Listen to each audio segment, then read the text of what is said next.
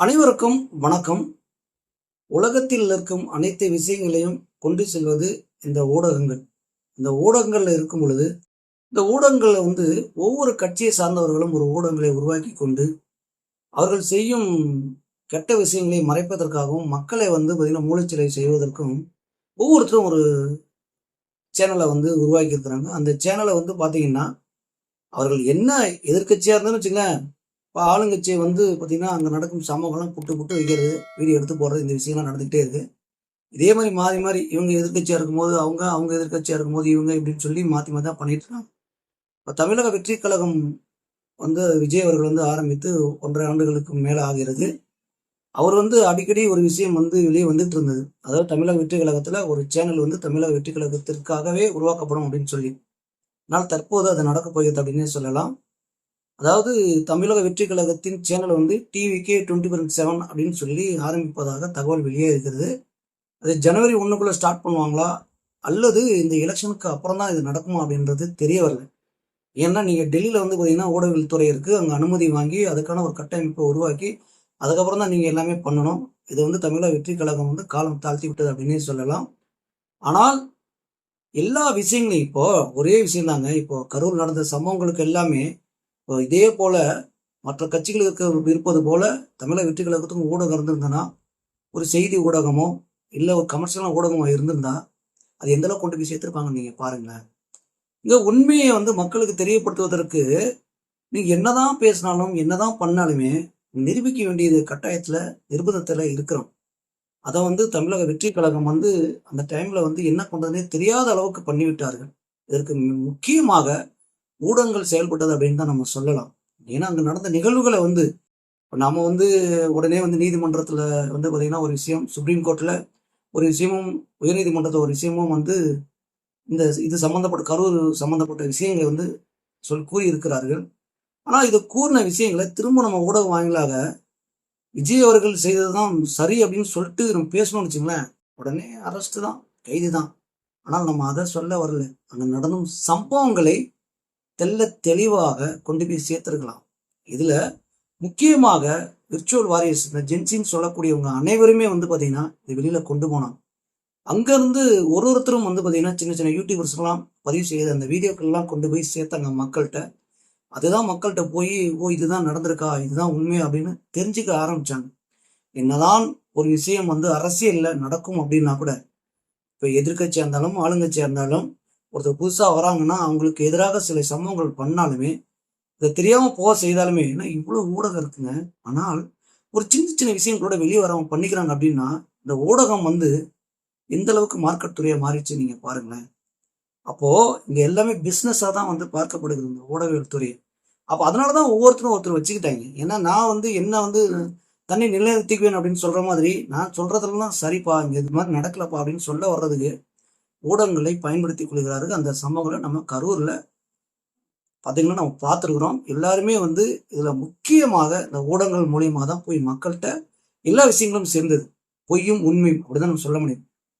இதுல நாம் தமிழர் சேர்ந்தவர்கள் பார்த்தீங்கன்னா சேனலே இல்லை. ஆனால் என்ன பண்ணியிருக்காங்கன்னா நாம் தமிழரோட சேர்ந்த தொண்டர்கள் நிறைய பேர் எனக்கு தெரிஞ்சு ஒரு 100-150 சேனல் இருக்கும். அவங்க பார்த்தீங்கன்னா போட்டு பிரித்து மேறாங்க. தமிழ் தேசியத்தை கொண்டு போய் சேர்த்ததுக்கு சீமான் அவர்கள் மேடை போட்டு பேசுறாரு. எப்படி இவ்வளோ தூரம் போய் சேர்ந்தது?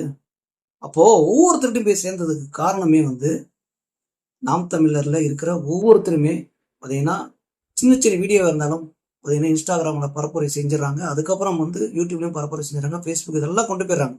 ஆனால் அதை மீறி சேனல்ஸே வச்சிருக்காங்க, யூடியூப் சேனலே நாம் தமிழர்ல. அப்போ இந்த ஊடகங்கள் எந்த அளவுக்கு தேவைப்படுகிறது அப்படின்னு பாருங்க. அதே மாதிரி தான் தமிழக வெற்றி கழகத்துக்கும் தற்போது தேவைப்படுகிறது. அதாவது இந்த கரூர் சம்பவத்திற்கு அப்புறம் தான் இந்த சேனல்ல இருந்து நம்ம கொஞ்சம் நிறைய விஷயங்களை பேசிக்கலாமா. அதாவது இப்போ ஒன்றும் கிடையாதுங்க, இன்னொரு விஷயத்த நான் குறிப்பிட்டுறேன். மற்ற சேனலுக்கெல்லாம் இருக்கும் பொழுது ஏதாவது ஒரு வீடியோ பதிவு எடுத்து அந்த சேனலில் போட்டு விட்றாங்க, எல்லாரும் மக்களும் பார்க்க ஆரம்பிச்சிடறாங்க. நீங்கள் யூடியூப்ல போட்டாலும் எந்த அளவுக்கு போய் சேரும் அப்படின்றது தெரியாது. அங்கேயும் பல அரசியல் நடக்குது. பார்த்தீங்கன்னா இந்த கட்சியை சார்ந்தவங்க இந்த கட்சியோட நம்பரோ இல்லை அந்த கட்சியோட சின்னத்து பேரோ அவர்களை இப்போ விஜய் பேரோ சீமான் பேரோ நீங்கள் போட்டிங்கன்னு வச்சிங்களேன், அது போய் நிறைய பேர் போய் சேர மாட்டேங்குதுங்க. அந்த சம்பவம் நடக்குது. அப்போ இந்த மாதிரி ஒரு செயல் நடக்கும் பொழுது நீங்கள் சேட்டலைட் சேனல் பார்த்தீங்கன்னா பெரிய சேனல் ஆரம்பிச்சிட்டிங்க அப்படின்னா அதன் வாயிலாக இப்போ எல்லாருமே அதாவது முக்கியமாக குற்றச்சாட்டப்பட்ட விஷயம் என்னன்னா, கரூர் நடந்த சம்பவங்களுக்கு யாருமே வந்து அங்கே இல்லை, யாருமே எங்கே இருக்கிறாங்கன்னே தெரியல, விஜய் அவர்கள் ஒரு பக்கம் போயிட்டாங்க, எல்லாம் அமைதி கேட்குறாங்க, யாருமே வரலப்பா, மக்களை தத்தளிக்க விட்டாங்க அப்படின்னு சொன்னாங்க. சுப்ரீம் கோர்ட் என்ன சொல்லியிருக்கு, நீங்கள் பாதுகாப்பு தர வேண்டியது அந்த கட்சி, அதாவது ஆளுங்கட்சி தான், மக்களுக்கு பாதுகாப்பு தர வேண்டியது ஆளுங்கட்சி தான் அப்படின்னு சொல்லி ஆணித்தரமாக சொல்லியிருக்கு. அப்போ போலீஸ் தான் வந்து நீங்கள் பாதுகாப்பு தரல அப்படின்னு சொல்லி குற்றம் சாட்டியிருந்தாங்க. இப்போ எங்கே போய் மூஞ்சி வச்சுக்குவாங்கன்னு தெரியலையே.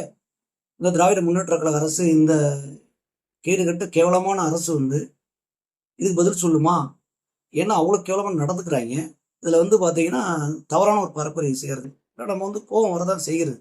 அப்போது அவங்க வந்து ஒரு இடத்துல இருக்கும்பொழுது அந்த வீடியோ எடுத்து போடும் பொழுது அங்கே உண்மை நிலவரங்களே அப்பயே கொண்டு வந்துடலாம். இப்போ சொல்கிறாங்கல்ல, சுப்ரீம் கோர்ட் போனதுக்கு அப்புறம் அவங்க வந்து என்னன்னா, ஒரு பக்கம் இந்த ஆளுங்கட்சி வந்து தவறான ஒரு விஷயத்தை, ஏன்னா உயர்நீதிமன்றத்திலே வந்து நீதிபதி என்ன சொன்னார்னு தெரியும். இதில் வந்து விஜய் தான் வந்து பொறுப்பேற்க வேண்டும், 2ஆம் கட்ட தலைவர்கள் புஷி அண்ணன் தான் பொறுப்பேற்க வேண்டும், இப்படி நிறைய விஷயங்களை சொன்ன சமயங்கள்லாம் இவ்வளோ தூரம் நீங்கள் மீடியாவில் வந்து பாருங்களேன், சர்ரு சர்ரு சர்ன்னு வந்துக்கிட்டே இருக்குங்க. மெயினாக அந்த சன் டிவிலையும் கலைஞர் டிவிலையும் வந்துக்கிட்டே இருக்கு. இப்போ இதே மாதிரி விஜய் அவர்களும் பார்த்தீங்கன்னா அந்த ஒரு சேனல் இருந்ததுன்னு வச்சுங்களேன், இந்த டிவி சேனல் இருந்திருந்ததுன்னா மக்கள்கிட்ட அப்பயுமே உடனே விஜய் அவர்கள் பேசியிருப்பாரு, புஷி அவர்கள் பேசியிருப்பாரு, ஆதவர்ஜனா பேசியிருப்பாரு, 2ஆம் கட்ட தலைவர்கள் அனைவருமே பேசியிருப்பாங்க. இந்த விஷயங்கள்லாம் போய் சேர்ந்திருக்கும். இப்போ மக்கள் வந்து இதுதான் நடந்திருக்கா, அப்போ வந்து யார் போய் பிரச்சாரம் செய்கிறார்கள், யார் உண்மையை பேசுகிறார்கள் அப்படின்ற விஷயங்களை தெரிஞ்சிருப்பாங்க. இன்னொரு விஷயம் என்னன்னா, இவங்க பண்ற கூத்துல இங்க கலவரம் நடந்திருக்குங்க. ஒரு விஷயம், அந்த கலவரம்லாம் நடக்காமல் இருப்பதற்கு இந்த உண்மை நிலவரம் தெரியணும். அதற்கு ஊடகங்கள் தற்போது தேவைப்படுகிறது. கண்டிப்பாக விரைவில் டிவிகே 24/7 ஆரம்பிக்க போறாங்க.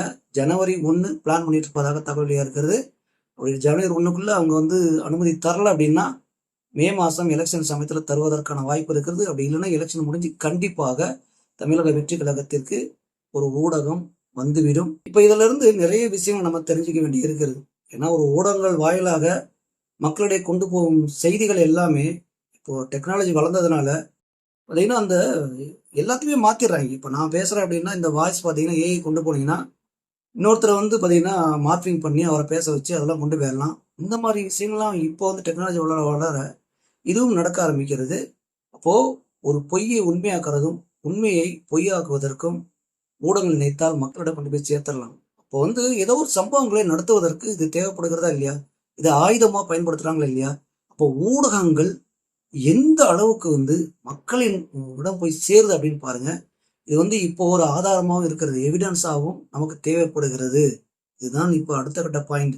நீங்கள் கோர்ட்டுக்கே போறீங்க அப்படின்னா இப்போ வீடியோ வந்து உங்களுக்கு எவிடன்ஸாக எடுத்துக்கொள்கிறாங்க. இப்போ நீங்கள் வந்து ஆடியோ கால் பேசும்போது ஏஐயில் பண்ணலாம் அப்படின்ற ஒரு நிலைப்பாடு இருக்குது. ஆனால் அதையுமே ஏஐ இருக்கா இல்லையா அப்படின்னு கண்டுபிடிக்கிறது கொஞ்சம் நாட்கள் ஆகும். அதற்கும் ஒரு டெக்னாலஜி வந்துடும் வச்சுங்களேன்.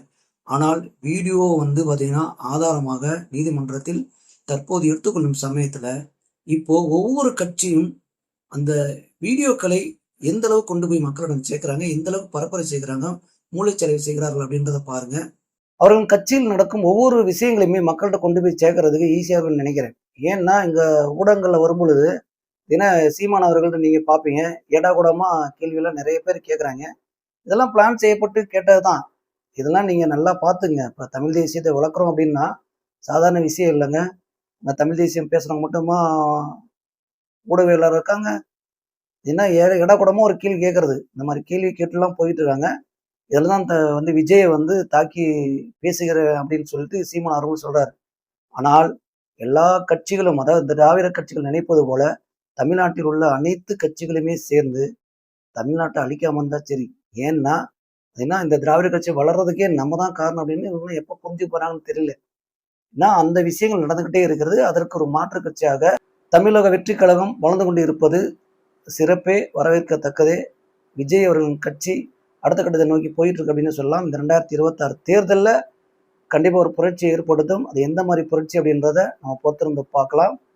கண்டிப்பாக டிவிகே 24/7 கூடிய விரைவில் வரும் அப்படின்றதான் நாம் இதன் மூலிமா தெரிவிச்சுக்கிறோம். இந்த மாதிரி பார்த்தீங்கன்னா தமிழ்நாட்டிலும் உலகத்தில் நடக்கும் அனைத்து விஷயங்களையும் தொடர்ந்து அலசுவோம், தொடர்ந்து பேசுவோம். தொடர்ந்து தமிழ் தேசிய குரல் இணைந்திருங்கள். தமிழ் தேசிய குரல் மகேஷின் அன்பு வணக்கம்.